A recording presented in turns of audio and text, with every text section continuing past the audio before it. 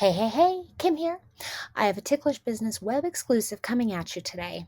This week, I had the immense pleasure to sit down, over the phone, of course, with Bruce Belland, the founder, creator, and lead singer of the 1950s and 1960s pop group The Four Preps. I'm being disingenuous, of course, with this introduction if I don't include songwriter, lyricist, screenwriter, author, TV writer, and all around Renaissance man. And he has the stories to match. This was such a fun sit down and a true privilege to be treated to Mr. Belland's immense knowledge and historical insight. We talk about his music career with the Four Preps, Gidget, the adventures of Ozzie and Harriet, music preservation, and so much more. There's something for everyone here, and I hope you have as much fun listening as I had recording this. Please pardon me for sounding more than a little starstruck. It's ticklish business any way you look at it. Come on, we'll stick together.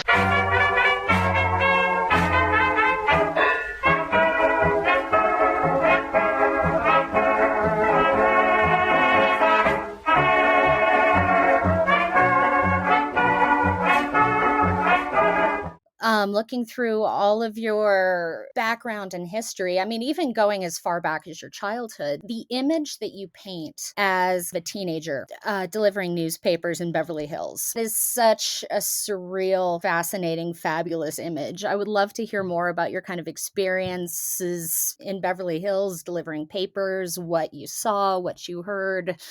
Oh, I love this. I'm loving it. This is great therapy for me. Good. Well, we lived, and the irony, and as I stress it in the book a lot, and you sound like someone that will appreciate the book. I'm finally getting it done. But in the book, I say we came from Illinois, Jefferson Park, a little tough suburb out on the northwest side. Right. It was the first time we drove down Sunset and saw the Groundlings Chinese Theater and Hollywood and Vine and the Hollywoodland sign. I mean, it was literally like I'd gone to Oz. We got off Route 66, and here we were on the yellow brick road. It's magical. I love it. Yeah. Yeah. Oh, yeah. So we lived in West Hollywood, which butts right up against Beverly Hills. The dividing street is called Doheny, and it was at that Doheny in Cynthia Corner that Marilyn Monroe moved in when I was 14 in an apartment, but that's jumping ahead. Okay. Anyhow, so I was always a fast-talking little hustler. So when I was 12 or 13, I talked the manager of the Hollywood Citizen News in Beverly Hills to letting me deliver to all the stars.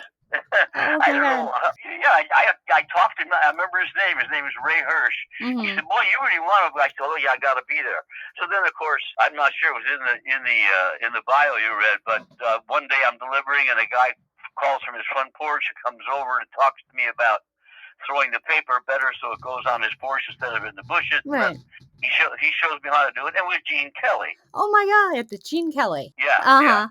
So that was what it was like delivering papers in Beverly Hills. I delivered to Lucille Ball, Jimmy Stewart, Rosalind Russell, Ira Gershwin.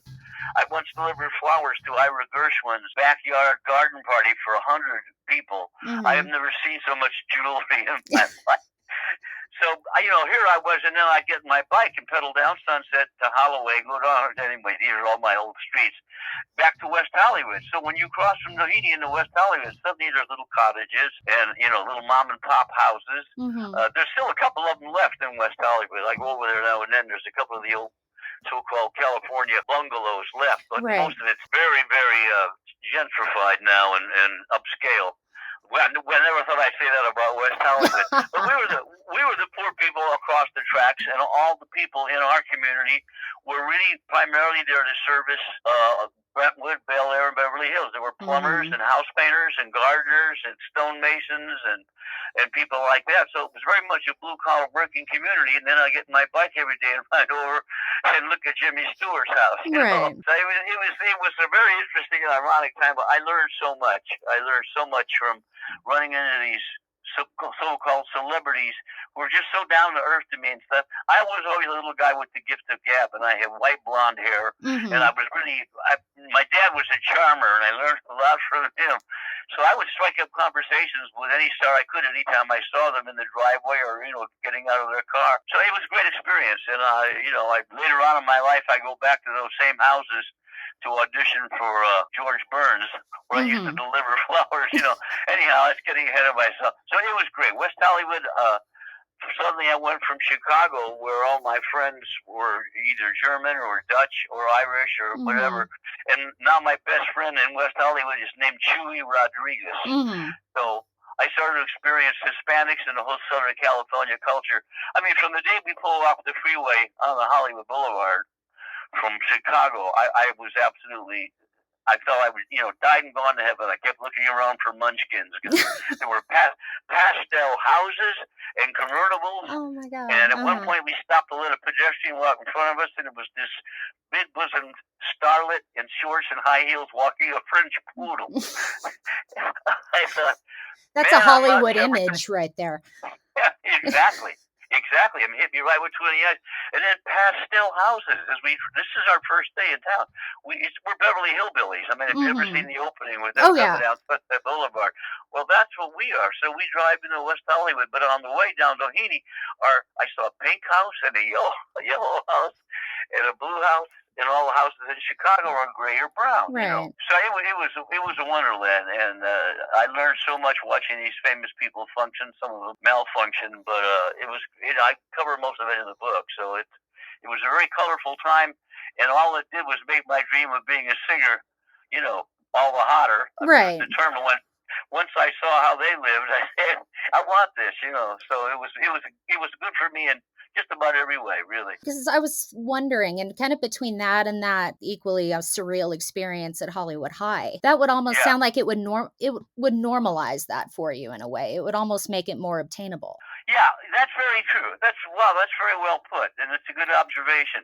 No, I think it's absolutely true. I mean, by the time I was 14, and I'd been in LA for 4 years, it was going to happen. I mean, I just saw a star on Sunset Boulevard driving by this car. It's all around me. Oh, this is going to happen. This is a cinch. I'm in Hollywood. Right. So that's why when we made our first demo tape, I walked up and down Sunset for a month trying to get somebody to listen. Because driving down Sunset that first day at 10 years of age, and now I'm back there with a tape trying to get a record contract. Anyways, jumping all over the place. No. But Hollywood was a real education for me because these were kids sitting next to me in algebra class. Some of them still had makeup on from shooting that morning. Some of them had to leave early to go shoot Seven Brides for Seven Brothers. The guy that played one of the Seven Brothers in that film was my buddy on the track team. So, and David and Ricky Nelson were there. So, yeah, it was, the whole atmosphere made it seem more obtainable. You're absolutely right. And we were virtually in the shadow of the Capitol Tower. So that whole irony would come into play as well when we got a record contract. Right. Before you came to Hollywood, kind of in your childhood, were you a big movie watcher, kind of radio listener? What were you partaking in when you came to Hollywood? No, around 7. Well, I decided I wanted to be a singer when I was 4, and around 8 o'clock, when I was age 8, my mom bought me the sheet music for a song. She would hide her movie magazines under the bed in Chicago. My dad, a minister, didn't approve. And at 7 and 8 and 9, I would crawl under the bed, just get lost in all the movie magazines with pictures of this place called Hollywood, where all these beautiful people. I loved Mickey Rooney. Oh, and to this day, I can name you just about any movie made during World War II and who was in it, from Spencer Tracy to Van Johnson. Right. I'm an old Hollywood. By the time my brother walks into our bedroom in Chicago and says, "Hey, we're moving to a place called West Hollywood," it's whoa.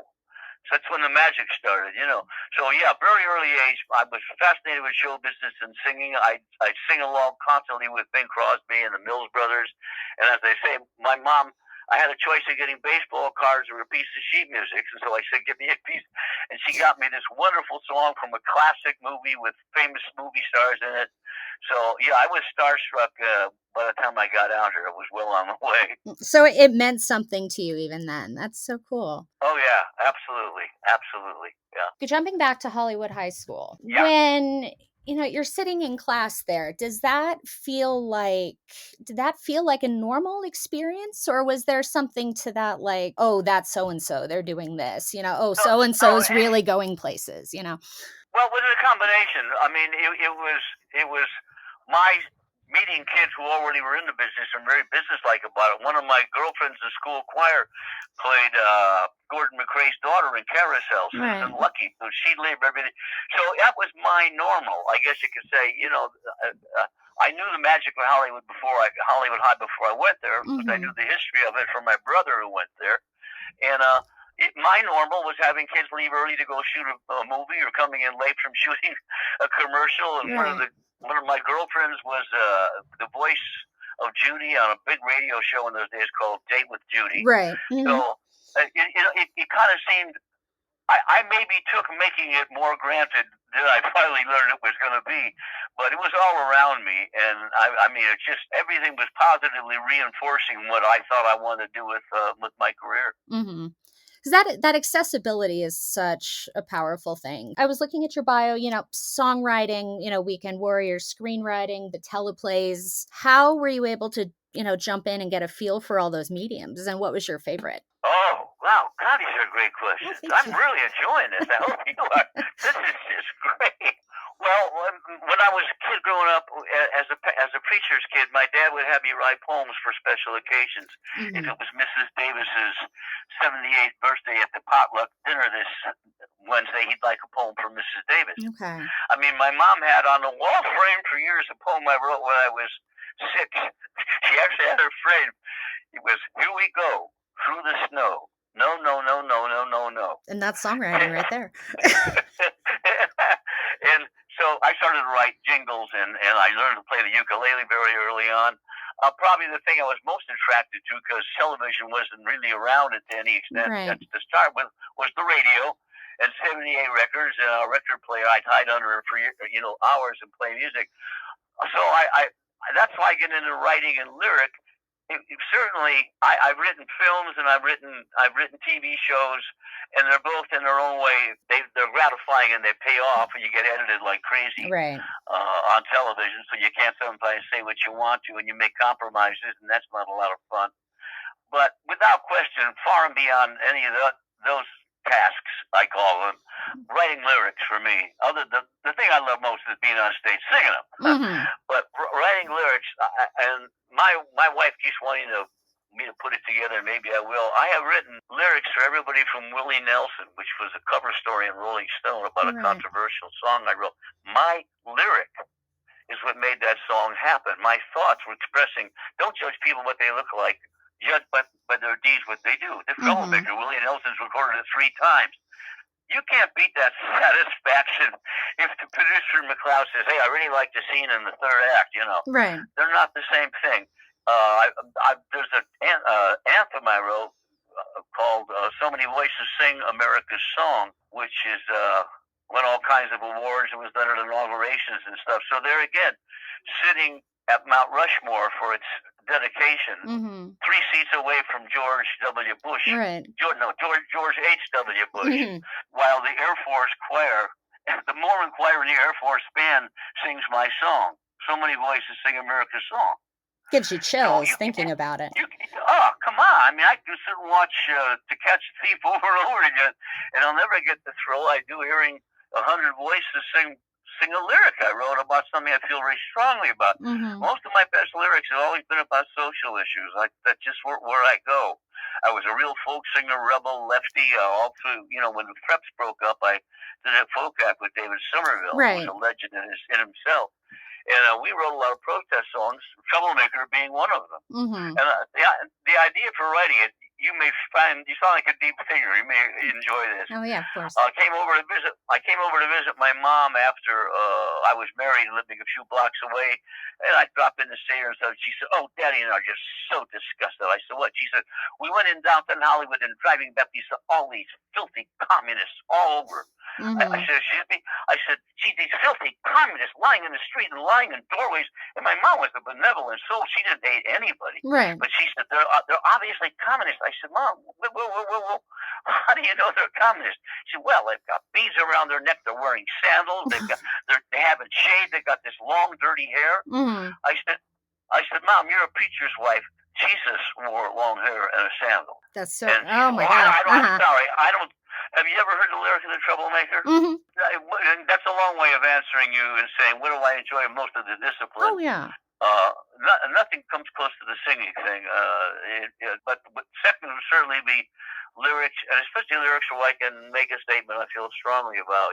So that's a very satisfying part of my garden. Well, I can as someone who's always attempted to be a musician but has never quite, taken the actual music. The lyrics are Yeah. they stick with you, certain songs. It's what pulls you in. Well, particularly someone like yourself, obviously you're creative and you're a writer, so you appreciate the The lovely use word. of language. Mhm. Whatever I did or did not get from my very strict preacher father was an appreciation of the King's English Mhm. and how to use it. So he told me the difference between somebody inferring something and implying something. He would correct me on that. So I became very used to the precise use of words and their shadings and what they can mean. He loved to do word plays. He would sit into the crossword puzzle and explain to me how it worked. So I've Mhm. been a word lover all my life. I love putting words down paper. So again, words and their power, have always been a big factor in my life.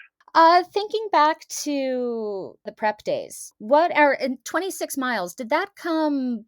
Were you writing that before the preps, or did that come when you guys were together? That's a good question. I started to write it before there was any preps. I was That's what I 17 on the beach at Leo Carrillo Beach in Southern California, and Mhm. we had been surfing, and I always brought my ukulele along with a chick magnet, Mhm. Of my course. ukulele. So I brought it along, and we were lying around in the sand afterwards, and one of the guys said, "Well, hey man, there's Catalina," and someone else said, "How far is it?" And some guy who would get me in trouble later said, "I think it's about 26 miles." So I picked up my ukulele and 26 miles ago, Catalina is waiting for me at the island of romance. And that Mhm. was 17. I put it in the drawer, and now I'm 19 recording for Capitol, and we haven't had a hit. And may have been Lincoln or a Ranger or Glenn, my partner, said, "Hey man, that Catalina song, let's get it out and take a look at it." And I tried for a year to get Capitol to release it, and they wouldn't take it seriously. You're I got kidding. told by the Capitol brass, our producer at Capitol, who was a very hip guy, produced Sinatra and for a freshman. He said, when I said we got this song we wrote, he said, "No, no, no, no, no, no, no. You're a singer. You're a singer. Mhm. Singers don't write songs. Tony Bennett, Rosemary Clinton, they don't write songs. No, Right. we'll get you a hit. So we recorded 7 turns in a row that you couldn't give away. So I started at 17. At 19, Glenn taught me to pulling it out of the drawer and finishing it. And from then on, it was, of all the songs I've been involved with, it had more strange and weird and sometimes really wonderful things happen to it just by sheer happenstance. Mhm. And early on, before I had written anything of meaning, I was befriended by a great songwriter who's written 10 or 15 of the biggest standards in the world. And he said to me, and one of the things he taught me, he said, if you can write a song about a place that people love, the place never goes away. Hawaii, New York, Chicago, right? Mhm. Well, I just happened to get lucky. Well, I didn't move for that reason, but I wrote a song that a million people a year from around the world go visit this island because of it. So that song has a whole other layer. I mean, there's more nuance to how that song has affected people. I could go on all day, but some really touching story about a gentleman, 102-year-old gentleman who owned the SS Catalina, the steamship that Mhm. went back and forth, the Catalina for years. And on his deathbed, his daughter was trying to ease his passing, so she put on the earphones and played 26 Miles, and a big tear rolled down his cheek. Mhm. Because Who he loved the song since he owned the SS Catalina when it first came out. So, Oh, yeah. it's a special song. Nobody says that about Big Man or Down at the Station or Lazy Summer Night. But people don't like 26 Miles. They love 20. Little kids singing at camp, around the Mhm. camp. I still, it's wonderful. I'm thrilled to death. Well, that was the song that pulled me in. We left out too. If you remember the second chorus, the high thing starts up above. Mhm. Also, which was a lucky accident. Again, it's all in the book, and I won't bore you with how it Mhm. happened, but that was a stroke of fate. I mean, we had the song after we recorded it, and it sounded great. It was kind of a nice, light, airy, beachy, what became known as the California sound. But our producer kept saying, I'm sorry that it's the same melody over and over again. It's a very simple da da da da da da da da. I really need some color change in the second chorus to keep the listener's ear. Right. And we looked around, And I'm ending up telling you the story anyhow, so here you go. Yeah. After another session, we're packing up in 26 miles of city here, waiting to be released. A saxophone player that played on all our sessions comes over and says, I've got a little daughter who can sing so high only the angels can hear her. Maybe she can come up with something. Oh, wow. Uh-huh. Out of the blue. We call her in, she's 16, she's not even in the union yet, she's terrified. This is Studio A at Capitol Tower. Entering in at the big top. Our producer, she joked about it, but years later, she became one of the best studio sopranos ever of all time in the world. So our producer said, let me play the track for you. Go in the studio and put the earphones on and listen to it once, and then we'll record it. No pressure. Nobody's getting auditioning here. We just want to see if you can come up with some ideas that will sparkle her up a little bit. Mm-hmm. So he starts to roll it, and we're all leaning forward, and this little angel sings. At first, I couldn't believe it was a voice because it's in the piccolo range. It is. Very few women could sing that high. And we all kind of, whoa, holy shit. Right. And Boyle said, that's it. So we went out and hugged her, and he said, okay, tomorrow, let's be here at 8 o'clock tomorrow night. Let's get it on tape and get this record out. 2 nights later, we all meet for dinner, congratulate ourselves already. We walk up the street to put her on. She steps in front of the mic when he rolls the tape. She cannot remember what she sang. Oh, no. And we didn't record it, remember? Mm-hmm. He said, no, this is not an audition. We just want to hear what you have in mind. Until finally, our pianist came walking. He said, well, what's the problem? I said, she can't remember. He said, oh, it's easy. He strolled back in the studio and played, and we were off and flying. But we almost lost it. That's amazing. I mean, because it almost sounds like an instrument. It's so, that range is just incredible. Brian Wilson told me years later he thought it was a theremin. That's kind of what I thought, yeah. Yeah, he thought it, in fact, they had contests in radio stations all over the country about guess the secret sound. I don't know that anybody ever guessed that it was a human voice.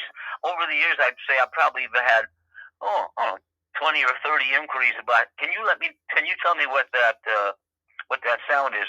I usually just send them the excerpt in the book. It explains how it all happened. Mm-hmm. But the record was enchanted. I mean, I listened to it just before we released it. Lincoln, who was our fifth prep, our arranger, genius conductor, he said, I listened to it when they played it back over the high part. I said, this is the most messed up, fussed over, screwed up, fucked over record I've ever heard.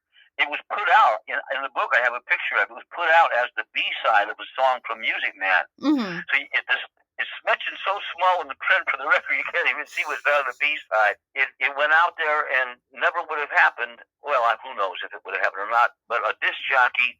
So the A-side was a song from Music Man called It's You. Right. Terrible song. To show you what a transitional group we were. Right. One side of 26 Miles was a song called It's You from the Music Man with Billy May and a 20-piece swing orchestra. Mm-hmm. The other side was side B with the 4 preps, 2 guitars, a bass player, a drum, and a piano. So we were like living proof of the transition being made from one sound to the other with that record. And a disc jockey in Hartford, Connecticut, all-night disc jockey, wanted to take a bathroom break. So after he played our plug side, It's You, boring song, he said he just turned it over so he could go to the men's room. And when he came back, the phone was ringing off the hook. You see that in movies. That's iconic right there. I know. I say in the book, all my life I have said, if I could just meet this, listen to this. Listen how resourceful this man was. Yeah. He called. I mean, it became legend at the Capitol Promotion Department. He called the tower. You don't know me. My name is Lenny Howard. I'm on the KC. I live in Connecticut. Listen, man, you guys are on the wrong side of this record. They heard it. And they jumped. All the bulletins went out. It's the other side. It's the other side. The other side. So, but if that disc jockey hadn't played it and seen the phone light up, it's all movie stuff. I admit that, Kimberly. My whole life is corny as hell. It's amazing. No, I love it. Yeah, and so that's amazing that you were right. Your songwriting, you have this gem in your pocket. And I mean, because nobody was writing, everything was coming out of the Brill Building and all of that. But, and that's, I don't. Let me quickly hold your question, if you will, because I'll forget this. Yeah. I don't know that I told you, Nancy Sinatra became responsible for them releasing it at all. Oh, you're kidding. How did that happen? No. Okay, we got 26 miles. We recorded it's in the can. It hasn't come out. We go down. Nancy Sinatra and a lot of her gang were friends of mine, of all of the preps. And they rented her girls' club for University High School. Rented a Palm Springs motel chain, 4 or 5 rooms, and we spent Easter week down there. Well, of course, we all got our guitars and went down and slept in our cars at night and sat around the pool during the day, strumming guitars and flirting. And when we get back into town, about a week later, I went into Nancy. She's in a movie line in Westwood, and she said, "When you guys gonna release that song? I love that song. I can't stop singing it." I said, "Well," she said, "the one you taught us in Palms." I said, "I taught you 15 songs. Which one? The one about the island that 26." And she sings a little. Across. God, we all love it. We're making up harmony to it. Oh, cool. So, so now I go back to Capitol, and I go to our producer, who also happens to record Frank Sinatra, and said, "Frank Sinatra's daughter's girls' club will buy enough records to pay it. Please, please." He said, okay. We'll put it on the back of that big song you're doing for the Music Man." Oh, well, irony after irony. That is incredible. That is such a great story. I love it. And one thing I was noticing in your bio that I actually did not know. So the story behind the preps, you guys were doing the talent show. Now it sounds like in your bio, so it was you and Glenn, and then were Marv and Ed added after the fact? That's right. Right. We did one show when we weren't even qualified for preps. That's a funny story. They introduced me as the Bruce Belland Quartet, and Glenn said, "We're going to put an end to that." So we didn't have a name, and I just have a picture in the book of the rented white dinner jackets with those 2 guys from the choir. One of them are already signed to go into the Navy, and there's a whole irony there. What happens to him later in life, and the other guy had a scholarship to Stanford, and he wasn't going to be in any kind of pop group. But that was good because they weren't our first choices anyhow. We just grabbed them, Glenn and I did, for that first talent show. Right. From a long time ago, Glenn Larson, my partner since grammar school, had an eye for talent. Had an eye for spotting people. He discovered Jacqueline Smith. He made her a star. All the TV shows he ended up doing, and he's had an eye. He said, it was his idea to get Marv. Marv was a boy soprano in the Mitchell Boys Choir. He sang in the Bing Crosby movie, "Going My Way." So he already had credentials as a singer. The best tenor I ever shared a stage with in my life, and I've sung with some good guys. So we got Marv. That was Glenn's idea, and Ed lived across the street from me, and he and I used to sit in the porch all the time on the ukuleles and harmonize. And I said, I remember saying to Glenn, he said, "You think he can sing bass?" I said, "He's tall." I said, "He's tall. He must know how to sing bass." In fact, that's a chapter in the book. He's tall. I bet he can sing bass. So we approached him, and he loved the idea. He was a football hero in high school, too, so he kind of added to the personnel. So after that one talent show with the 2 subs from the choir, from the it was the 4 guys, and Marv at one point took a leave of absence from the act for a year. Right. We replaced him with it, and then Marv came back in the group. It's complicated, but no. So and the way we got that name was the Poor Preps. Afterwards, Glenn said to me, "We got to get a name. The Bruce Belland Quartet isn't going to cut it." Right. There was a play. We were in the auditorium at the high school, and there was a play being conducted every night in that arena. And there was a newspaper that was a prop sitting over on a desk as a prop, and it was open to the sports section, and it said "Preps Sports Results." And that's my there it is, right there. 4 students, 4 scholars, 4 graduates, 4. So that's how. People like in England, they love the name, but they have absolutely no idea what it means. What is a prep? Oh, really? Oh yeah. They never understood the term, but we got a lot of fans in England because Big Man was huge over there. But yes, we didn't know what preps were. We just thought it was a jolly good name. You're like, it just fits. So that was so Marv had stepped away. So he stepped away to go. It was college. He was finishing college. Is that what I read? Exactly. Because then he was replaced with Donch for a little bit. Yeah, that's right. Yeah. Marv, we were all from hard scrabble backgrounds. So Glenn was being raised by a widowed mother with his younger brother, and she was a waitress at night up on Sunset Strip. So he babysit his little brother, and she'd come home exhausted. Both of Ed's parents had full-time jobs. One at the phone company. I can't remember what his father did. Marv was an orphan whose parents had been killed in an auto accident. He's living with his aging grandmother in a little rented bungalow in the parking lot of a church. So we were all real driven. We were real driven guys. That's the background of the four of us, and it kind of gets interesting as time moves on. But once we got that foursome set, we did a transition smoothly with Don, I must say. Mm-hmm. He's an absolute pro, Don Clark. He's probably the second or third best tenor I've ever sung with.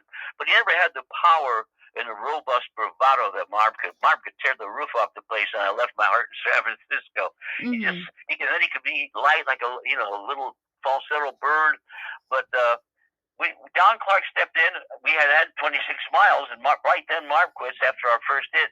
We got to get a follow up. We do big band with Don, and thinks anybody going to notice, and they don't. So he got us to a transition, and two of my favorite LPs that we made during our career were with Don Clark on high tenor. He had a voice like an angel. So it all turned out for the best. And then the irony, Kimberly, you see ironies keep occurring. Oh no, yeah.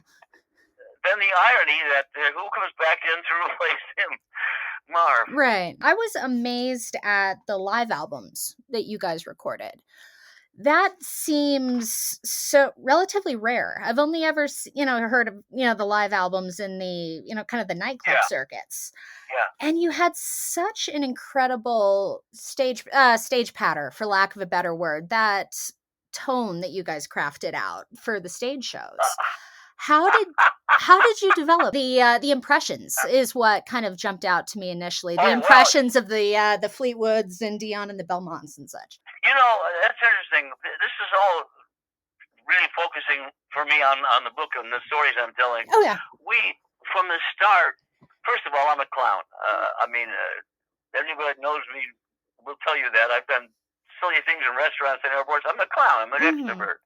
So I couldn't get on stage, and when Glenn was saying something and I had a wisecrack for it, I was Jerry Lewis. I was the monkey in the group. I jumped around.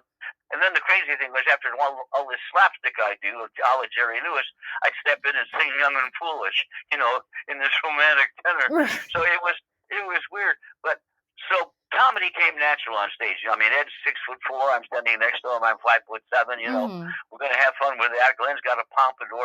We were all wisecracking, wise guy extroverts, except for Marv, but he played his part very well.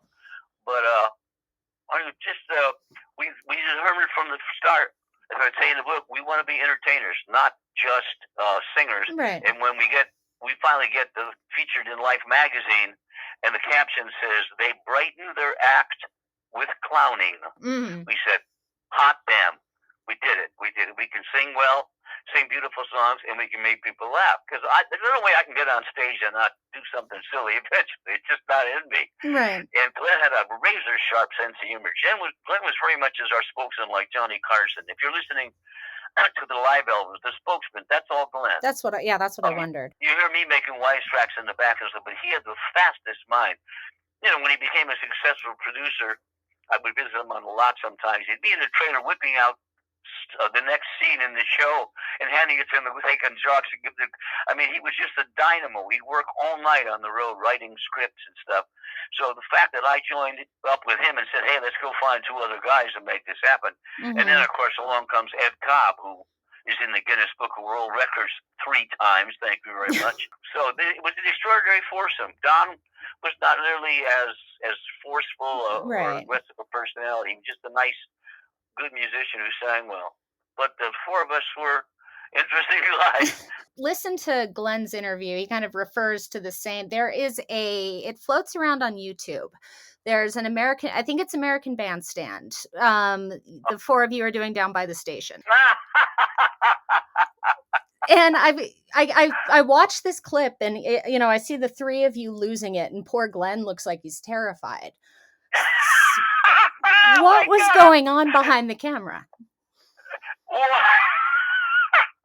I wrote about in the book. In fact, the name of that chapter, when I talk about our friendship with Dick Clark, I'm trying to remember what I called it. A dead fish in the mail, dirty cue cards, and fake dog poop. Okay. Because one of the stunts we said to him was a fish gift wrapped, and it was sat in his office in Philadelphia forever, and they opened and had to fumigate the office. Oh, God. So we're always he writes about it in his book, and in my book, I excerpt his telling of the story when this package from the Four Preps arrives in the shipping, and nobody thinks to open it. Finally, what does that smell? Oh no! So he was going to get even with us in the way he got even. Because you walking downstage and you kind of look it down as subtly as you can to see what that X is they want you to hit the next mark. So he looked down where there's a pile of dog crap there. I think it's great. I mean, to have a trick played on me by Dick Clark, that's an honor. That's incredible. Yeah. No, I love watching that clip because you can totally see how the three of you can't keep it together, and it looks like poor Glenn has no idea what's going on. He was nervous anyhow. It was his first time he ever sang lead, and he did a good job at it. That song, don't get me how do you stop me? But that song, "Down by the Station," that whole story in its own. And I have a theory of why it was the hit that it was, and I'll tell you right now, I think it's because the guy gets it at the end from her. I want to love as true, sir, not a love like you, sir. You weren't true to one and two, you won't be true to me. Right. So I'm convinced that all the teenage girls heard that and said, yeah, I like that lyric. Anyhow, I'll shut up. Well, no, there's something to that one that kind of sticks with you too, because I mean, I remember hearing versions of that kind of when I was growing up, just random. Yeah. Oh yeah, it's an old grammar school song from England. And at one point, when our hit came out, Guy Sudas, a musician, who said he wrote that song in the 40s. Mm-hmm. What he did was write a song called "Down by the Station" in the 40s that has some passages. It's an old English folk song. Okay. So this when it hit, this musician from the 40s said he wrote a song called "Down by the Station," went after Capitol and threatened to sue him for using his title. I don't know why Capitol chickened out, but in the second release of it, they called it "Early in the Morning Down by the Station" to settle the suit. Mm-hmm. But the way we settled it, our attorney contacted this musician. Excuse me. My secretary went to the LA Public Library earlier today. This is before the internet, and checked on the song "Down by the Station." The melody was written in 1640. Wow. In England by Sir. So I don't think you wrote it, but okay, we'll change the title. But anyhow, that's a weird story of that. That's the first top 40 record with a Fender electric bass. Really? Yeah. Oh, holy cow. I had never stumbled upon that fact. Well, listen to thump, thump, thump, thump, thump. We wanted kind of an engine, a train sound. Mm-hmm. Thump, thump, thump.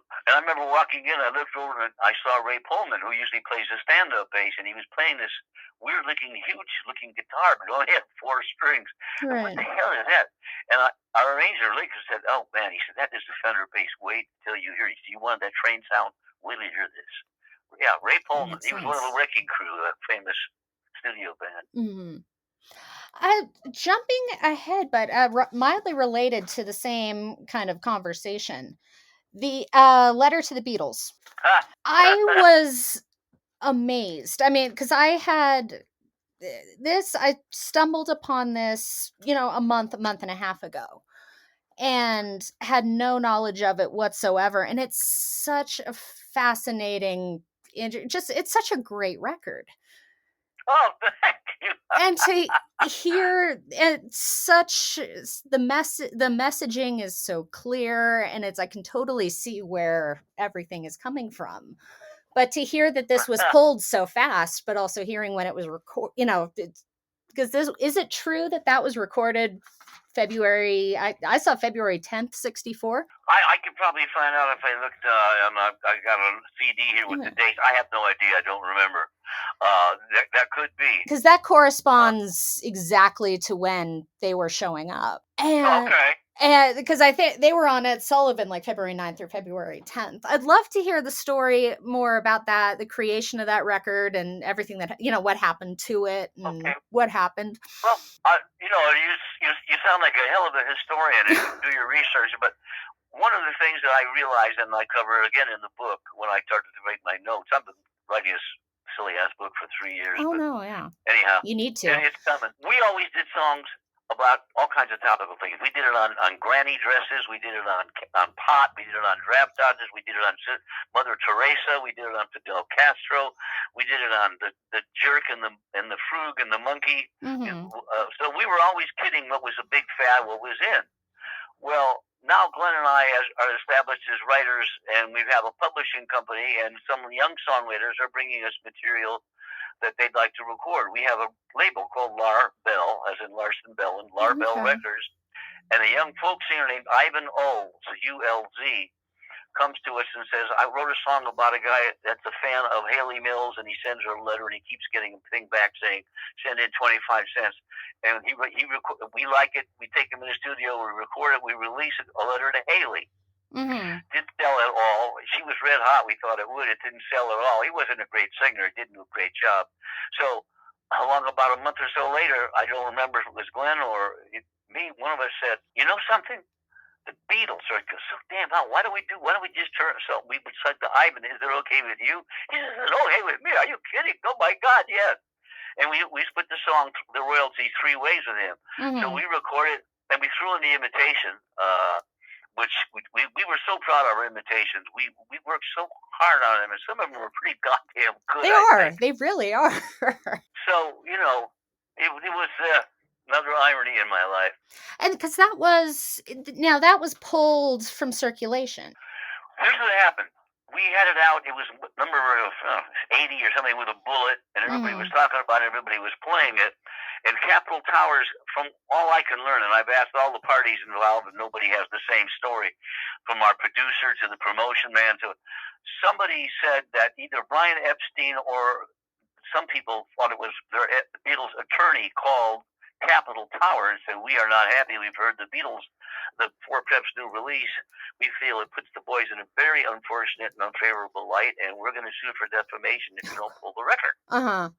Well, they pulled it real fast. They did. Tell you. Oh, I mean, it was like it was poison. It was you couldn't pay to hear it anywhere. It was gone, and we were just in shock. Like, wait a minute, we're kidding. I mean, they heard it. They would think it was funny. I would think. I couldn't. And it was the first record produced by a guy who wants badly to produce a hit, who had won years to produce us, and he did. Now he was on his way with a bullet, and it's gone. And they were so fanatic at Capitol about this that I think it was months after it happened, I got a letter from a gal who was a secretary at the Capitol pressing plant in Sydney, Australia. Mm-hmm. And she said, all us girls in the secretarial pool came back from lunch the other day and were told to report down to the basement when we were handed sledgehammers and marched over to a pile of 1,045 records of Letter to the Beatles and spend the afternoon smashing them to bits. Oh my God. So she said, I'm writing, first of all, she said, we were crying. We were such fans of yours. We were crying while we were doing it. And she said, I actually snuck one out. I have it I hid it under my shirt one afternoon. I'd be happy to send it to you, sir. And now it's all over YouTube. I mean, I don't know if the Beatles changed their mind or whatever. And it really was the turning point for us. It was our last stab at really trying to do something current and funny and fun and have a hit. And by then, Ed's writing hits and Glenn's writing TV shows and I'm doing stuff. So, yeah, but that was a hell of a way to go out. I mean, it just, boom. It shows you corporate power. And corporate cowardice, frankly, I think... how foolish am I to think they'd side with us instead of this red hot group, but we had been with them 13 years. Well, everything changed so fast in the industry at that point. I mean, it's probably a difficult question because I mean, even with the benefit of hindsight, because you guys stuck around, you remained 69, 70 was kind of where I heard you guys when you guys disbanded? Yeah, we disbanded in 1969. 69. So, but our last significant record action was probably 63 or 4. Right. And you can run concerts 2 years or 3 off, especially if you have hit in-person concerts. Mm-hmm. That's what did the trick for us and kept us booked even 2 or 3 years after we'd had anything on the charts. But, that runs out too. But it was it's such a strange... I think we recorded and released 1 or 2 records after that when David Somerville, originally of the Diamonds, when he joined the group, we did one with him called "Love of the Common People." Right. That was a wonderful song, and he just sang his ass off. He's an amazing, amazing singer. But it came out under the Four Preps, and they just time had moved on. There was Motown, there was the British invasion, Right. and so I actually had a story from one promotion man somewhere. He was bringing the record in for his inevitable showdown with the program director when he brings in the new releases and plays them, and they say yes or no. And he said, just for the hell of it, when I got out of the car, I took your record and I put a Band-Aid over the name of the group. Mm-hmm. And I played it for him with David singing lead. The three of us are background, but it's David's record. He's an amazing singer. Right. But it says the Four Preps on the label. And so I said, oh, God, I love that. Oh, my God, who is that? Oh, it's the Four Preps. Oh, no, that's not going to work for us. Yeah. So the writing's on the wall, and we were intelligent enough, before we ended up playing a bowling alley in Bakersfield. Right. Because so you could feel those changes happening throughout the 1960s. It was where it wasn't because you always hear about how, the British invasion happened and then kind of the way the industry was shifted. So even without the benefit of hindsight, you could tell. Oh, yeah. Oh, I write about it in the book. It was tangible on the college campuses. Well, you can see it in our album. Mm-hmm. Our in person. By the third one, Campus Confidential, we had songs about the campus cop smoking grass behind it, about bawling the football coach's daughter, about Fidel Castro, and all kinds of really edgy humor very much in part. When we started, humor was Jerry Lewis. You make a face and fall. But I saw that and I became involved a lot in advertising because of all the college concerts we did. I became a consultant for Coca-Cola and United Airlines and Volkswagen for commercials aimed at the youth market. Mm-hmm. So I'm a big student of pop culture and transformations like that. I witnessed it. I went from mom and pop hotels where the rooms had linoleum on the floor to Holiday Inns where you could call ahead and make a reservation. So yeah, boy, interesting trip, I'll tell you. Huh. It's such a fascinating, era to look back and study. Just looking through my notes here, and I wanted to get back in touch on Gidget. And I know my co-editor on the site that I write for is a huge fan of the film, and I've always loved it. How did that come around? How did that appearance happen? Okay, we had by then 26 Miles, Big Man, Lazy Summer Night. So we were known. We had some singles, but we didn't have any big hits until 26 Miles. Well, the moment 26 Miles hit was the same moment that Columbia bought the rights to the novel written by Fred Koner about Gidget. Mm-hmm. And somebody, and I don't to this day know who it was, but we were with MCA, and they come on, they got us co-star billing with Sinatra and Crosby. We hadn't even had a hit yet. So MCA somehow stepped in and said, it would be great, blah, blah, blah, blah, blah. And they're saying they could release a record of the title song, and they got hits, and their next one's going to be a hit, and boom. And somebody said yes, and then MCA came back and said, okay, they'll do it, but they want co-star billing. And MCM said, oh, okay. And then we got Dick Clark to endorse the movie, mainly because we were in it. Never endorsed the movie before. So it was a pure thing with our agents getting an idea we'd fit in, and it's kind of furthered our reputation as the beach group, right. 26 Miles, and now we're on the sand. And that luau scene, we call it the orgy scene, when everybody's writhing around in the sand, and guys are carrying women over their shoulders, carrying them off to it was our idea of really racy stuff. But they wanted the scene to open with the tiki torches and the bongo drums are beating, and right.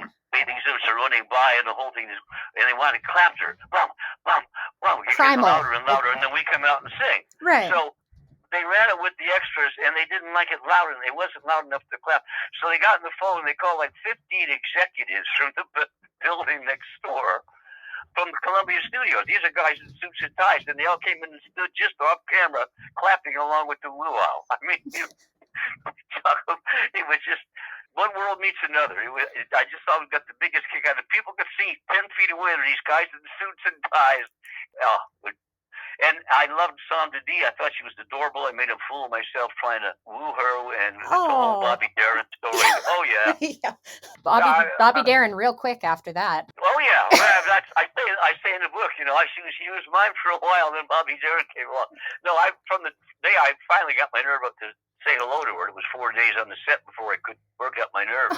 I totally blew it. While I was saying hello, I walked into a water fountain and knocked me on my head. Oh, no. So, it's a hard one to recover from with Sandra Dee. But Cliff Robertson was an absolute total gentleman. Mm-hmm. And Jimmy Darin was quiet but very sure of himself. And Vision was an awful song. I mean, they're doing about surfing. They don't do a surfer song. They do a big band.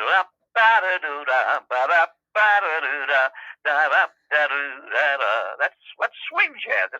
James Darin is very much kind of a swing. So yeah, I can hear that. Right. Yeah. So, anyways, it was a great experience. I met the director. I was a huge fan of his. And on the scene with the saxophone, he came up and looked around, and the other guys already had instruments that I didn't. He said, "Can you play this?" I said, "No, I don't think so, but I can fake it." He said, "Okay, have fun." Has me the saxophone. So, boom, the cameras are rolling, and I'm playing the saxophone solo. So, the whole thing was a great experience. There were some guys down there that went on to huge success.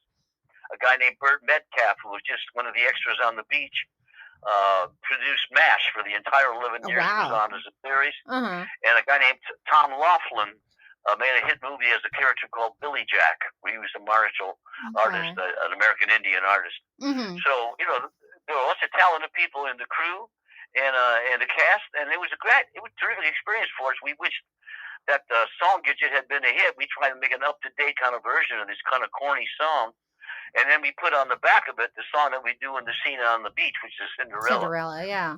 So, it certainly helped us in the building and so forth. There are people who know us for it. But, it was an interesting, fun experience. And then you segue to Ozzie and Harriet a little after. Oh, boy. Well, I went to school with Rick and David. Mm-hmm. I would see David every day in the locker room because I was on a track team and he was on a football team. So I kind of knew him halfway. Hello, how you doing? And then Ricky came to school and he and I became friends. And right about the time we signed with Capitol, he signed with Lou Chudd at Imperial Records and called, I don't remember, he called me or Glenn and said, "Will you guys consider coming on the show singing backup for me? I'm going to make a record." Mm-hmm. So, of course, we did. And we didn't have our SAG cards, and usually it's a very hard union to get into. It takes a lot of time. In 24 hours, Ozzie Nelson had our SAG cards. Thank you very much. Oh, my goodness. Yeah, he just got in the phone. He was Ozzie Nelson, after all. Right. So we went down as his background singers and did that for 2 or 3 or 5 episodes. When we spent a night in jail because we pitched our tents in a park and didn't have a permit or something. All this exciting stuff.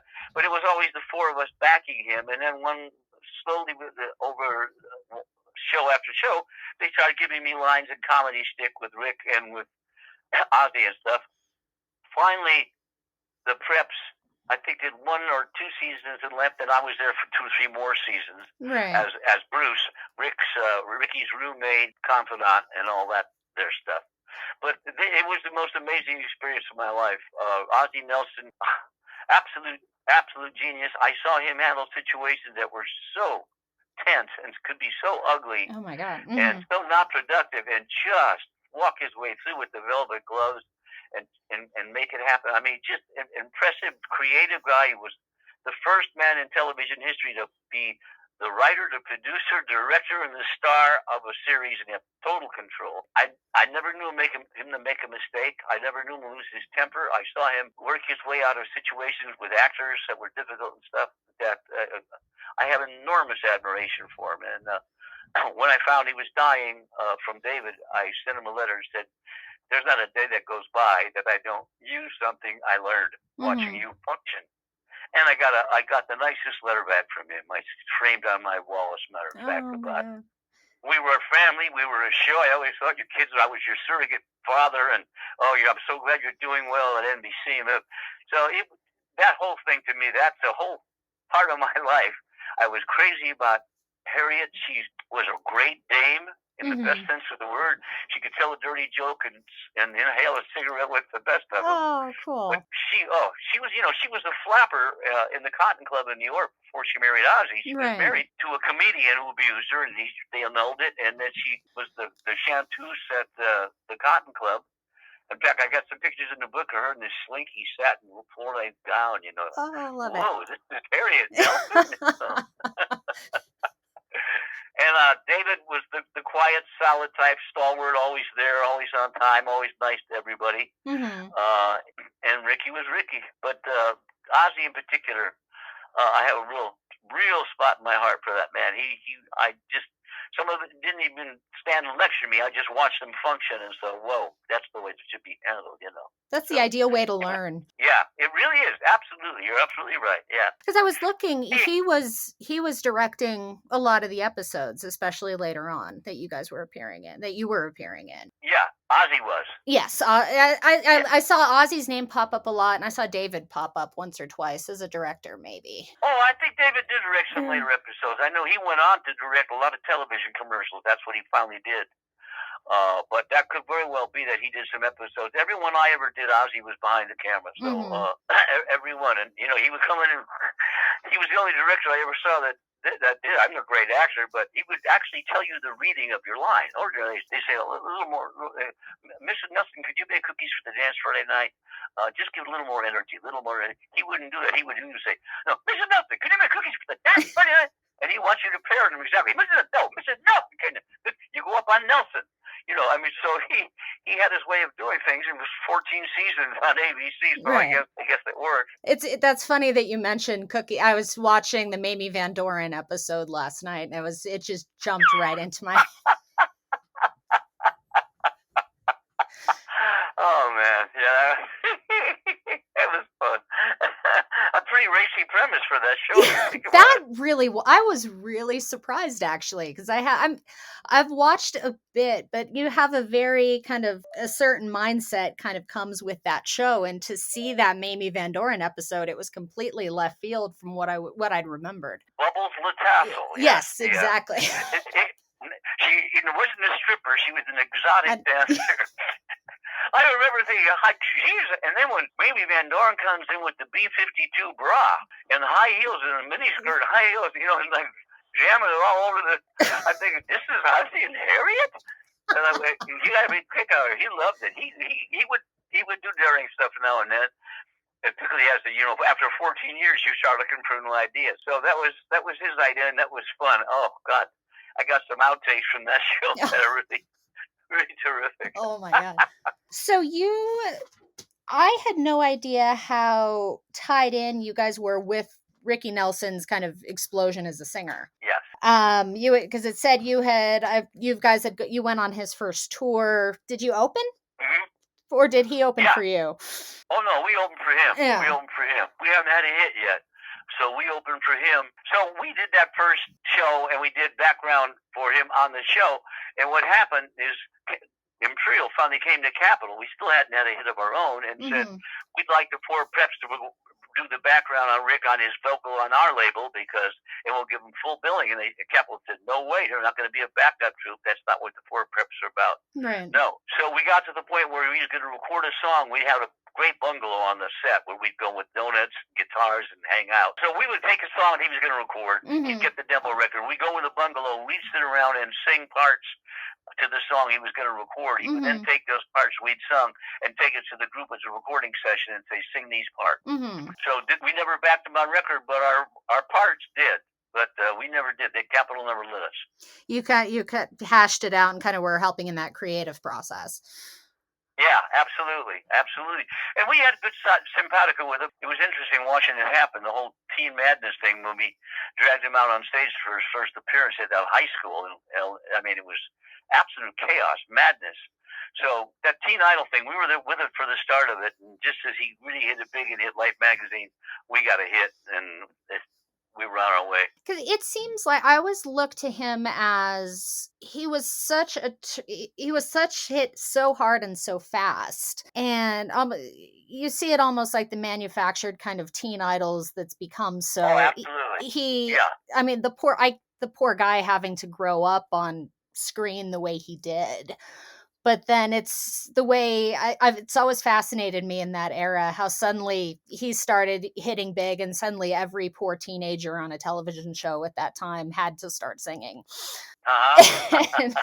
Well, but he was very well marketed. I mean, how many guys, once they start to make a record, have a weekly show to plug it on? Exactly. So, that's ready-made. We do a whole drama about Ozzy's night bowling with the guys, and then on the end we come on stage all dressed up and sing a song.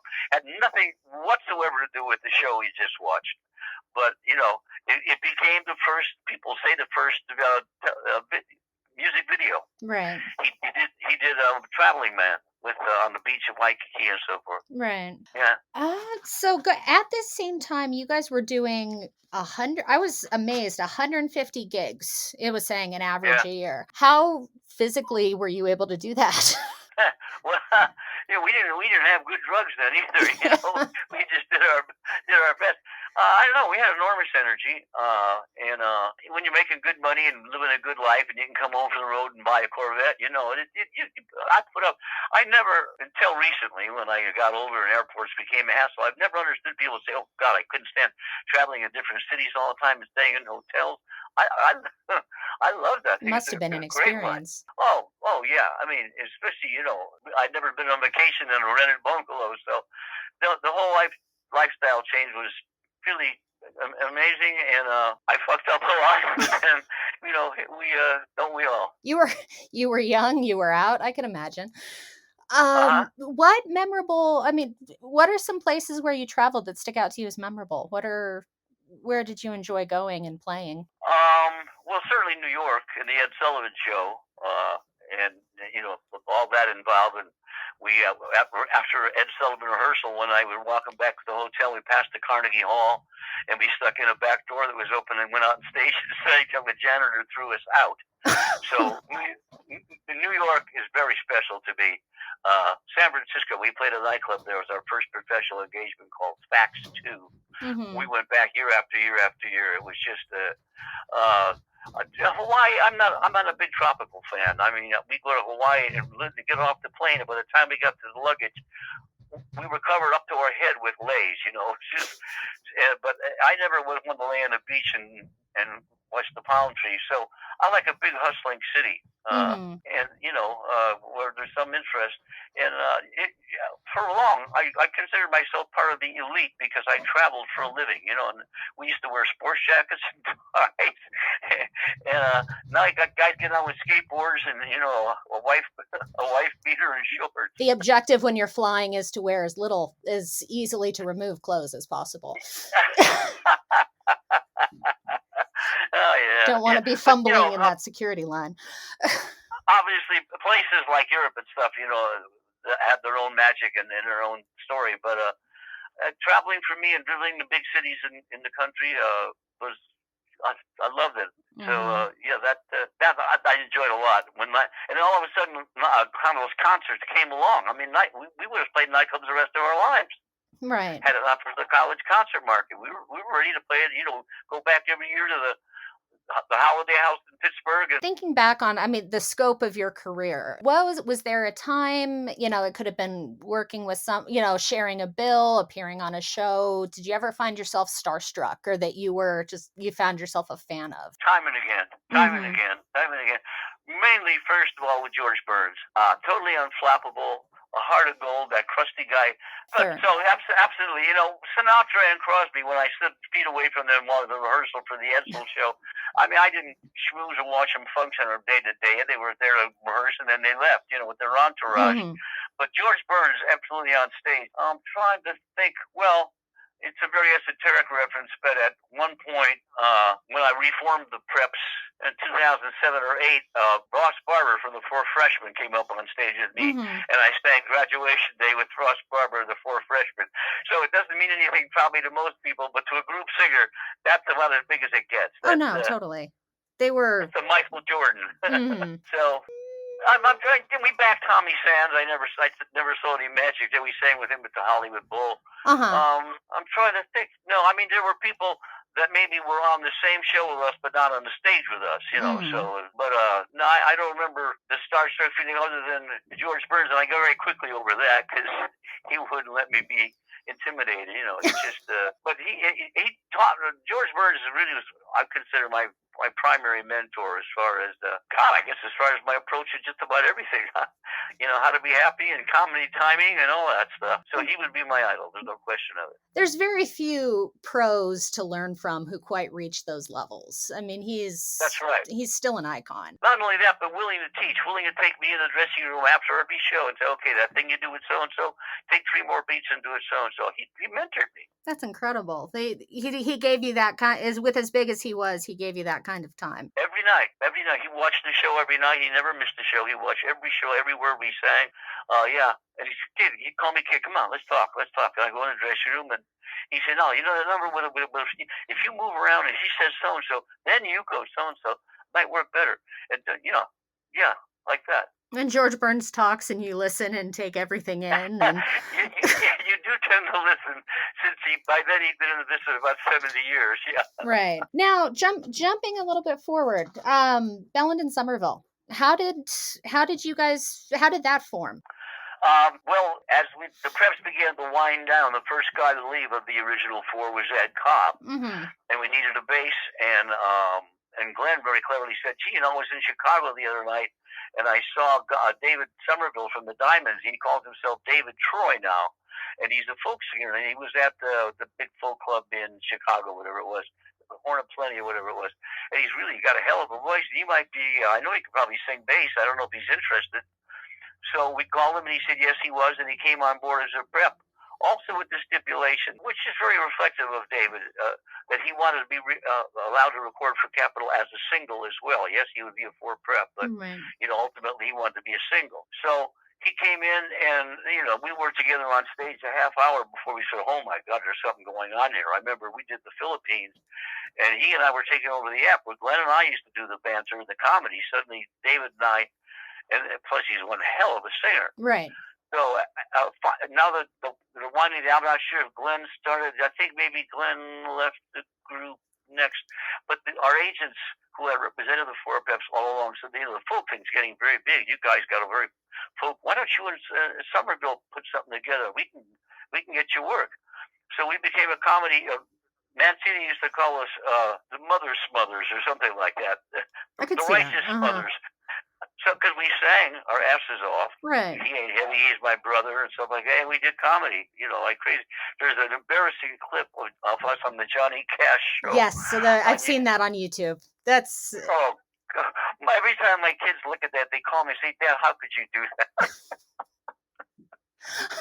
I do, truthfully, I really enjoy that clip. It was watching that I'm like, why isn't there more of these appear? And I had started diving into some of the surviving Tim Conway episodes. Yeah. And I truly felt you guys were underutilized in there. I was really hoping for more comedy bits. Well, really, that's interesting. Well, so David and I ended up, we opened for Johnny Mathis for years. We opened for Henry Mancini for years. We did a couple of shows with Dionne Warwick and Brazil 66, and we were the folk comedy duo. And the thing that got us a lot of work was, they're going to be there with Rowan and Martin, who are comics.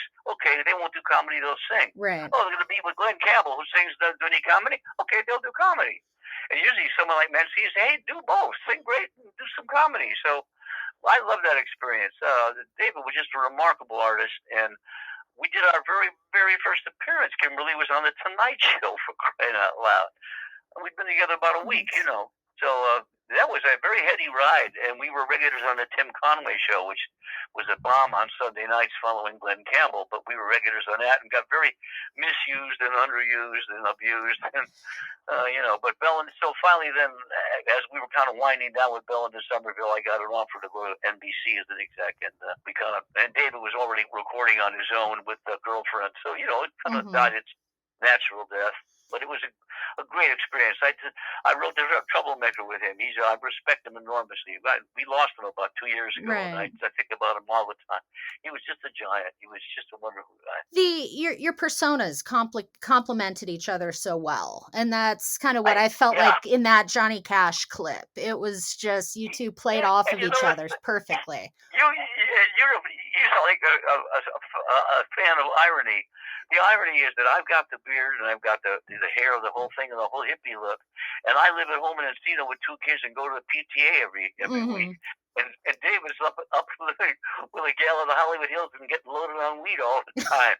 But when they look at us, who's the straight guy and who's the hippie? Yeah, it always amused me like crazy that we got cast that way. But of course we were. That was what we played, the roles. But he was the quickest mind I've ever had. Somebody said to be a good straight man, you have to have a great sense of humor. He was the best straight man I ever worked with. He really.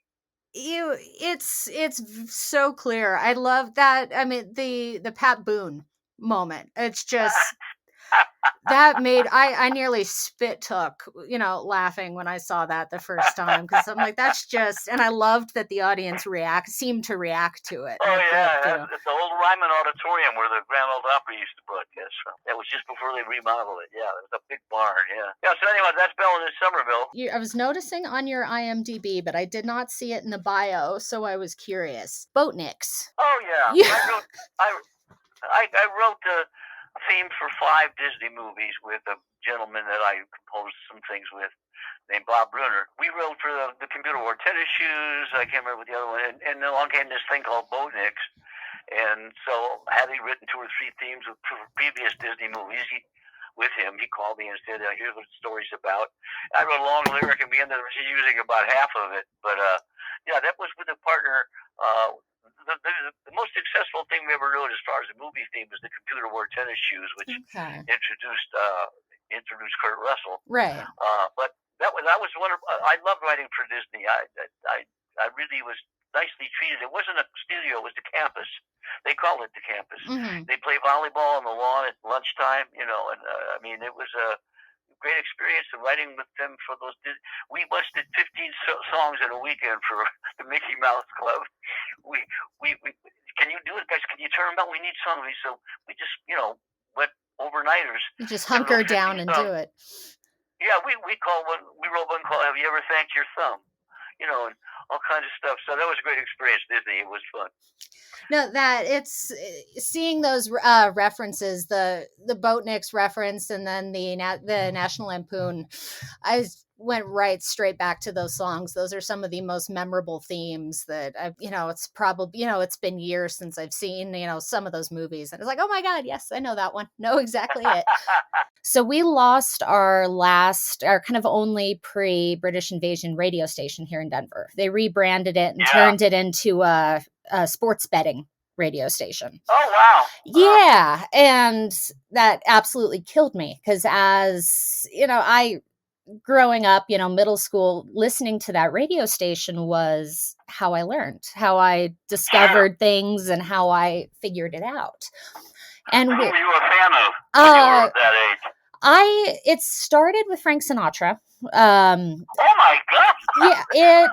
Yeah. That's amazing. I never would have guessed that. I was probably, because in elementary school, that was when, for me, the Beatles anthology came out. So I kind of started with that. And then the Frank Sinatra passed kind of when I was in middle school. And that was what kind of started me looking earlier. And my grandfather, when he passed, left me a bunch of audio cassette tapes. So that started me on Liberace and, everything like that. Oh, wow. And so as I dove into that, I just started, I discovered this radio station that and I just, sat in my room listening to that and learned everything. And as a kind of entertainment historian, a big push of mine is preservation and keeping the memory of all this stuff alive. I was curious to your perspective and how technology is changing. We have the app, we have Spotify, Sirius, but everything is kind of behind a paywall. How? Well, No, go right ahead. Go right ahead. At first, myself thought as you call pre-British invasion stations begin to disappear from the AM airwaves, that it was going to be a great detriment to people's continuing interest in music from that era. But then along came technology and things like Sirius and downloading and streaming. And I for many years before that even started to happen, I was always frustrated going up and down the dial because I couldn't find people that were playing Nat Cole and Johnny Mathis and Tony Bennett, and so Joe Stafford and the Four Freshmen and all these great groups that I grew up, artists that I loved. Exactly. But then I got enlisted thanks to my son-in-law. I got enlisted in something called, at the time it was called IODA, I-O-D-A. It was something about Internet Online Distribution. The point is they make all the Four Preps recorded tracks available for people to download. Mm-hmm. And since that started about 4 or 5 years ago, I've gotten a very nice royalty check every month. Amazing. Now, it's now Orchard. It's now called Orchard for some reason. I think Sony bought it. Yeah, that's what happened. Sony bought it. And so somebody, I sent them every track that Preps ever recorded. I think there were 75 single recordings and 13 or 15 LPs. So they have every track there. They've made it available to download. And while I don't hear us on the radio anymore, somebody is downloading it and paying for it because I am getting royalties. So while, it's not accessible on a large scale on the radio itself, there seem to be ways people can find music from that era, and if they're interested, you can get a hold of it. So it's a double-edged sword, let's face it. While those stations may have disappeared so you don't hear it in Denver, you can now hear our tracks from anywhere around the world. So, we've gained a few things and lost a few things, I guess, the way to put it. But all I can say is that I'm really grateful and constantly surprised at the fact that people, month after month after month, are buying our stuff. My God, we haven't made a record in 50 years, but there it is. So, I have mixed feelings about it. I wish it was on the radio, more people were aware of it, but it was disappearing long before the technology came along. At least there's now that, it's now accessible to people if they want it. So it worked out okay, I guess. Because it's such a difficult, because the way I think about it, it's because if you know what's there and know how to find it, it's so you can find anything now with, if you know what to search on YouTube, there's, if you know what to search on Spotify, it's all there. But then that organic, I wonder how it works for, kids who are in my position trying to learn, how it works for that organic discovery. Yeah. Also, let's face it, I was fortunate to grow up in the 50s in LA where there were a half dozen, I guess they call them top 40 stations, and some of the personalities and disc jockeys, that's as much what I miss as the music, because some of these guys were really personable and quick-witted and funny and articulate, and it was great. You got to be fans of theirs as well, and of course they produce on weekends. They present record hops all over Southern California, so you got to meet the guys you listen to on the air, which is always a big kick and a thrill. And we ended up, the Four Preps, recording 3 in-person albums, consecutive in-person albums that are on campus series, and in each one of those, we picked a prominent disc jockey from Southern California to introduce us at the front of the album as the show started. So I love these guys, and they were good to us. And from the very start, even before we had a hit, the disc jockeys really adopted us.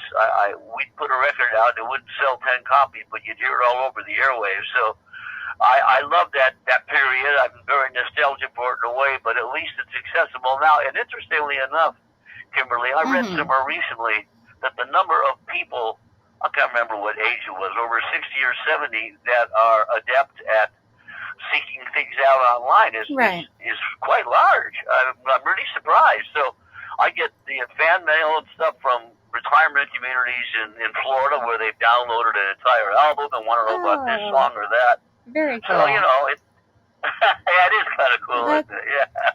Yeah. That's great to hear that people are picking it up. Because I can see how that could be because I was the generation that we had, Max in my elementary school.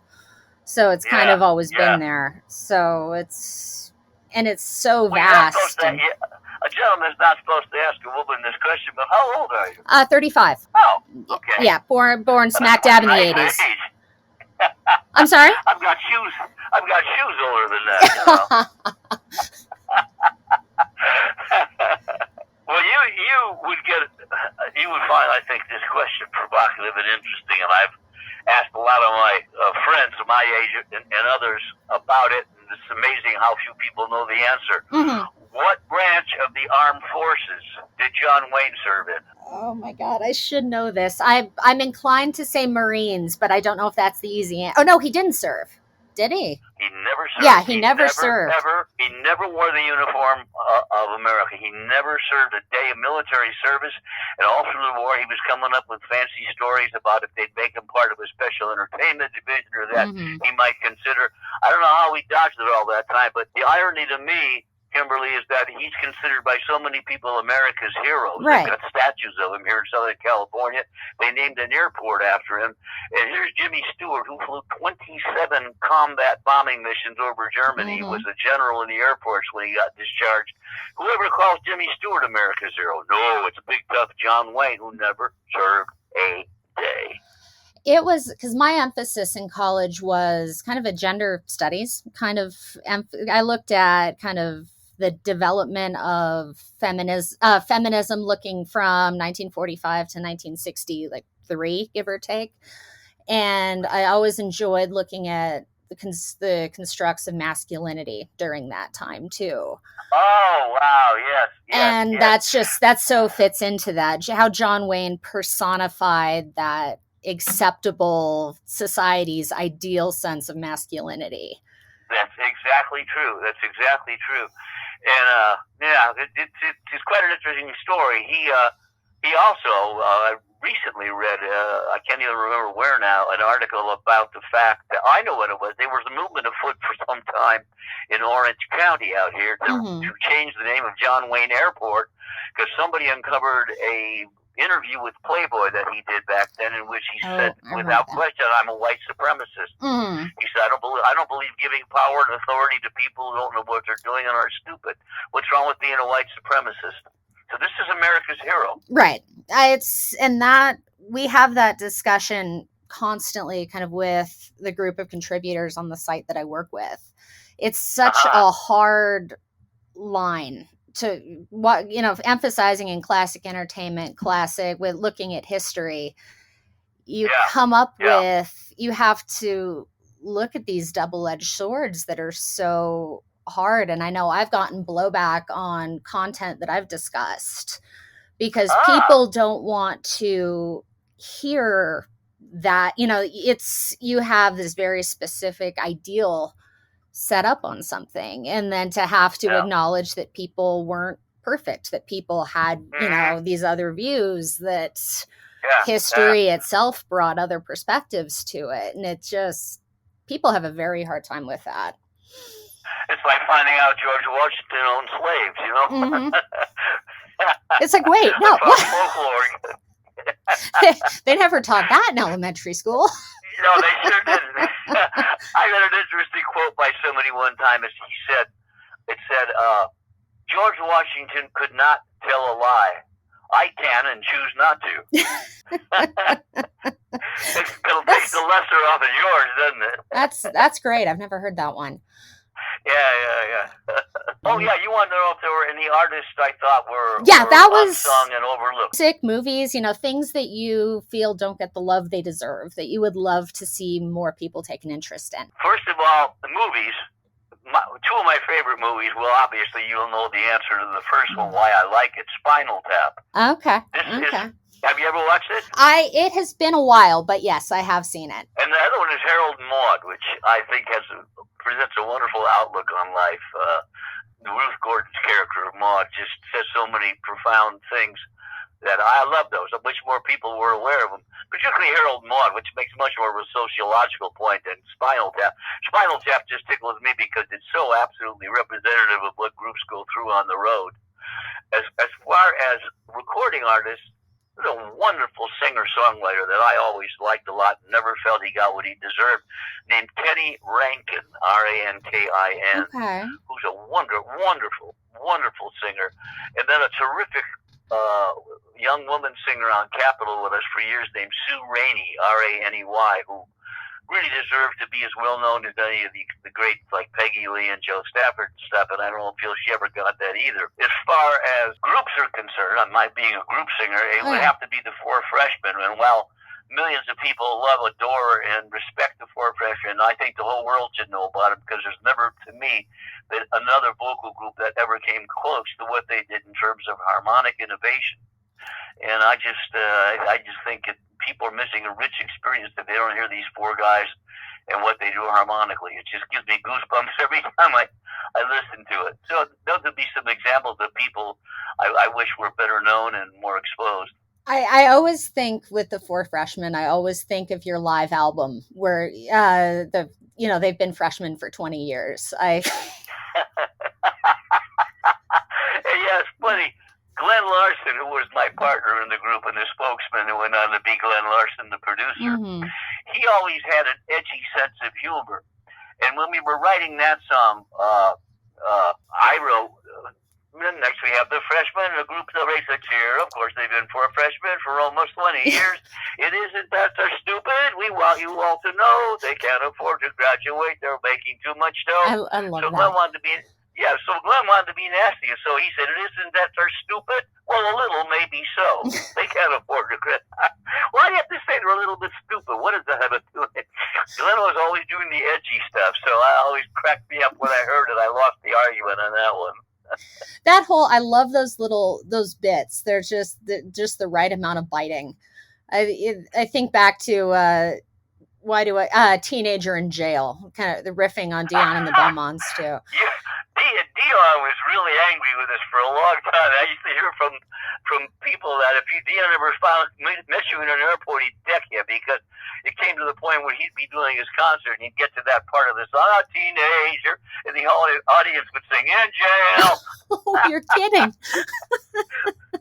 No, and as far as the imitations, I've been asked off and on how we came up with the idea of incorporating them into a storyline. In other words, let's send them all the way in the Peace Corps. When I was a teenager, you may have read that in my bio, I used to sneak out at night and go to the nightclubs up on Sunset. Right. And I went one time to Ciro's and I stood backstage and watched Sammy Davis, who was a great impersonator. He could do everything, come on. And he made a record called "Because of You, There's a Song in My Heart." And in the context of that song, from beginning to end, he imitated 8 or 10 or 12 different artists. Right. Each one on a different line.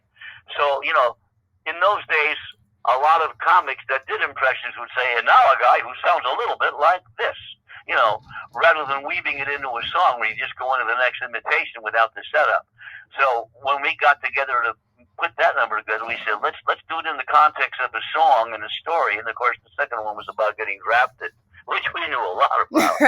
But those are always, I've always been very proud of those. They were great fun to do, and from the very, very first song we ever sang together, we were really intent on doing impersonations and being entertainers and doing comedy as much as we did music. So they served us very well. First time I heard that, I was just floored by how, incorporating the humor into that and how you captured the sound. Yeah. Mr. Blue. I mean, I think it's the Peace Corps one, and it's sending them to the Fleetwoods, right? Alaska. Yeah. To entertain our troops. When they started singing and putting on a show, the temperature around it will be 45 below. Yeah, well, Glenn and I used to stay up late at night putting all that stuff together. And on that one album, the first On Campus in Concert album, we do a satire on rhythm and blues. And if you listen to it, the crowd is screaming and roaring.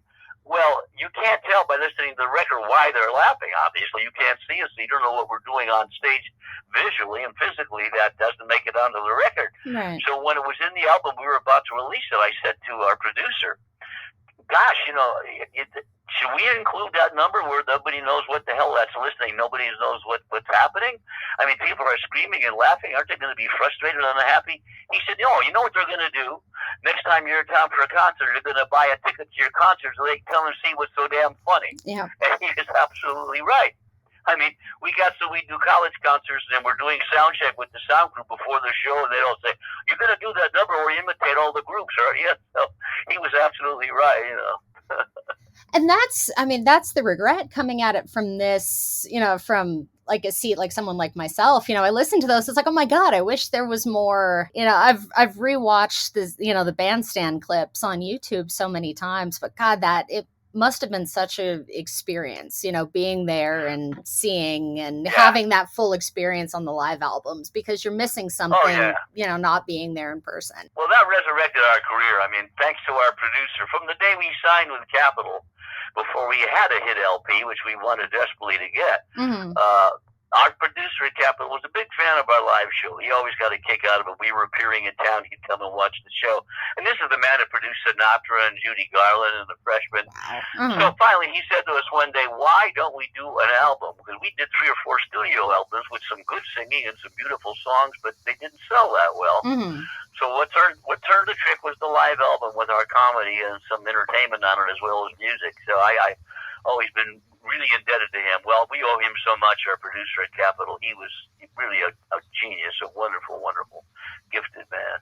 I mean, I can't think of anything quite like that coming. I mean, I've heard a few, I've heard obviously solo acts, and you've got the Rat Pack doing the live albums. But coming out of the, the music that you guys were, performing and in your kind of peer group, you feel like you were really the only ones doing that. Yeah, well, I hope so. I mean, I certainly haven't heard of anybody else that tried what we did. There was a record out, I think in the late 40s, maybe early 50s, by a group that used to sing with Glenn Miller called the Modern Airs. And they made a record called Jukebox Saturday Night, in which they imitated some groups. So I have to confess we may have been inspired by that as well. So we weren't the first group to do it, but we certainly specialized in it. And the minute More Money for You and Me hit, we got to work on the sequel for the second album, The Big Draft, which frankly I think is a better recording. I think we do some better imitations on it with Dion and the Marcells and stuff. But it was great fun, and they got us a certain niche in the business as the kind of performers we were that I was really pleased about. And because then you were able to parlay that to Lake Tahoe, and you were able to kind of take that to nightclubs a little bit. Oh yeah. Oh boy, nightclubs. I could write a book just about our nightclub adventures. That was a whole other world. When nightclubs disappeared, it disappointed me. Although by then we were doing college concerts where you don't have to deal with drunks and smoky rooms, you know. But still, they had their own kind of appeal, especially for 4 kids who were just getting into the fast lane. I mean, we're still in our teens, and we're working at the Coconut Grove, and that was exciting stuff. So they have a warm spot in my heart, nightclubs. I wish they were still around. I look at I read because I've stumbled on some reviews, some newspaper searches, and I mean, you guys always had incredible reviews, and I've always been fascinated by that culture, and just thinking of how special and interesting that must have been to watch. Thank you.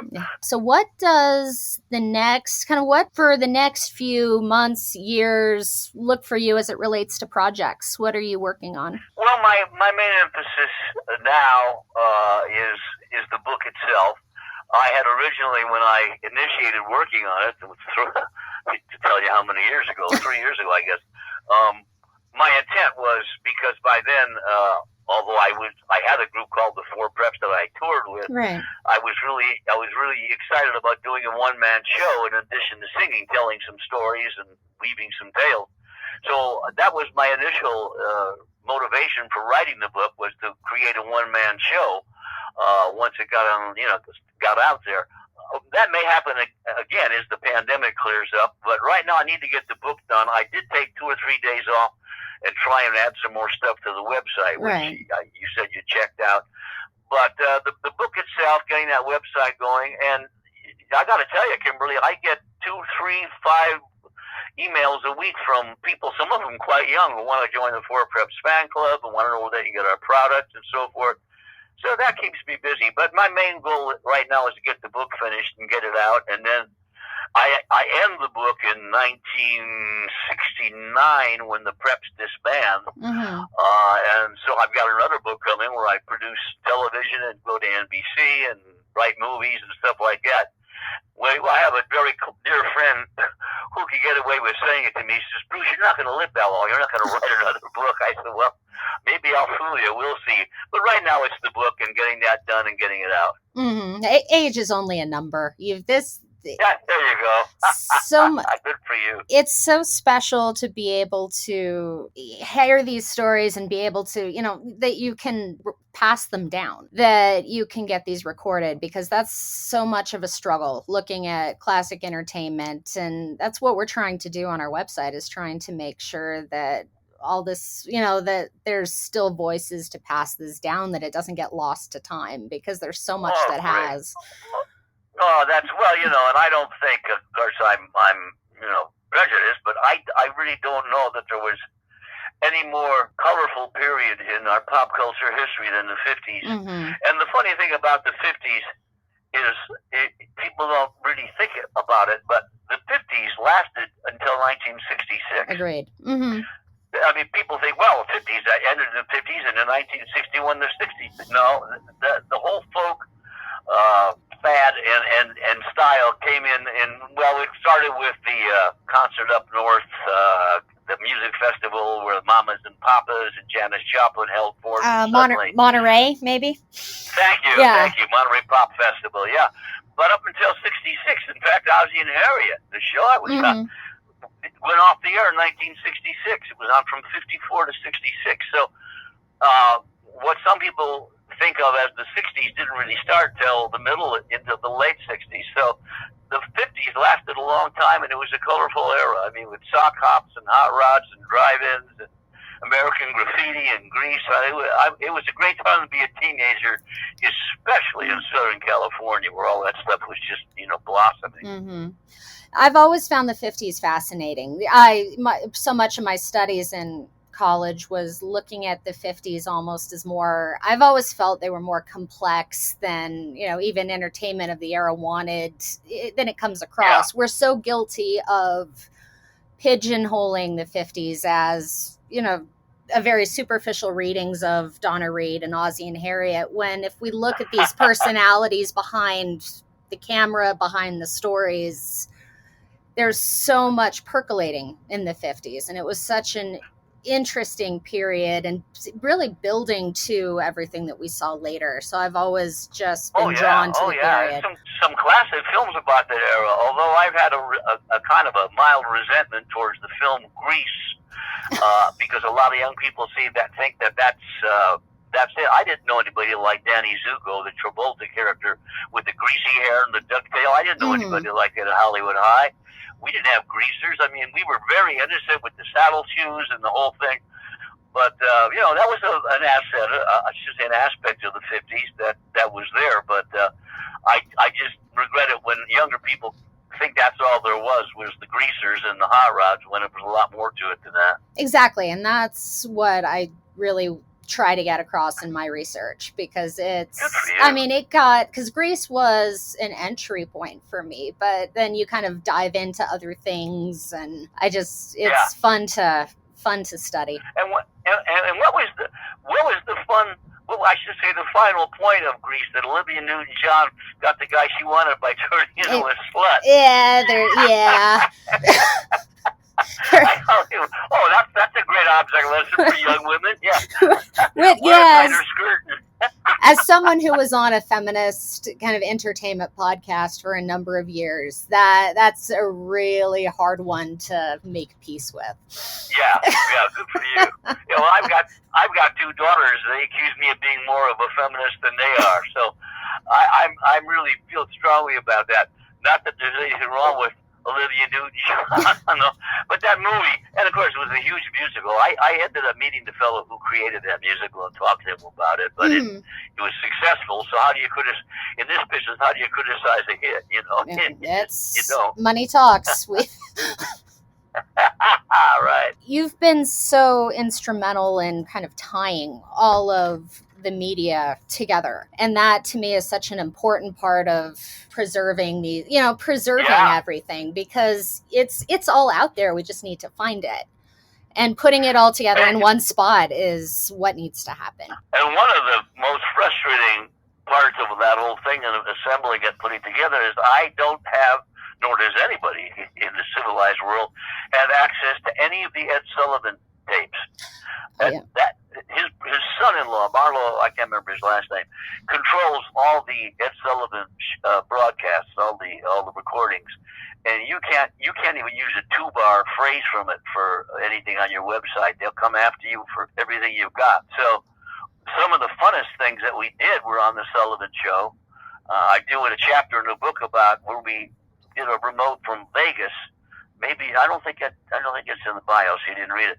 We did a couple Sullivan shows, and then we did one on during the summer from Las Vegas. He did a remote from Las Vegas, and they asked us.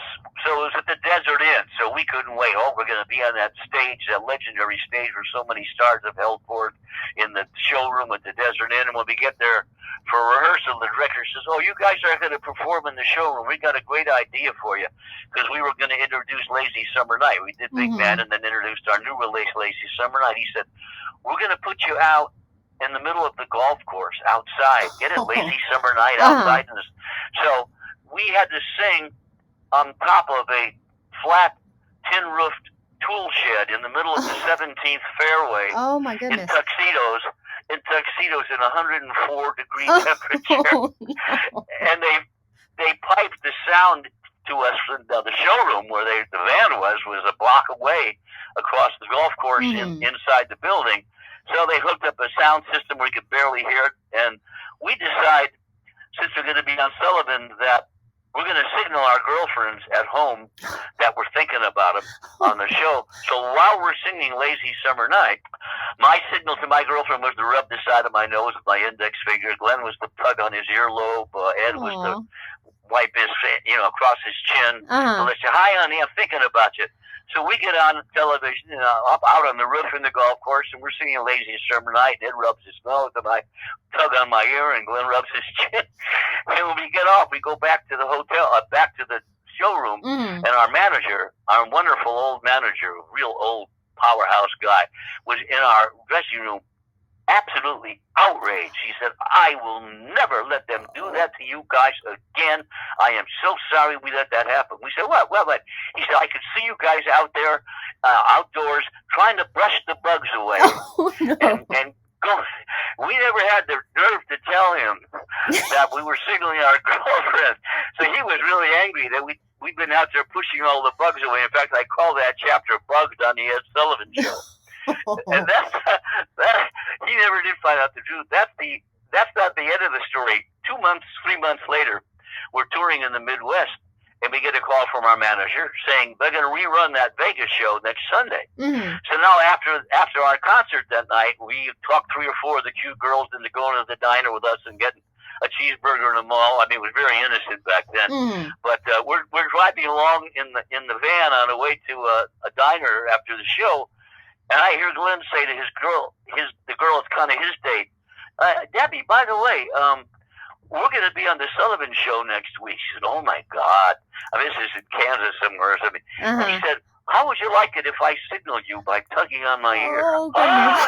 You would do that? You would actually, won't you get in trouble? You know, the Sullivan people love us. Okay, when I pull on my ear, I'm saying hello to Debbie in Kansas. So I say, "Yeah, what's your name, Charlotte?" "Charlotte, listen, how about if I..." So we made it work twice.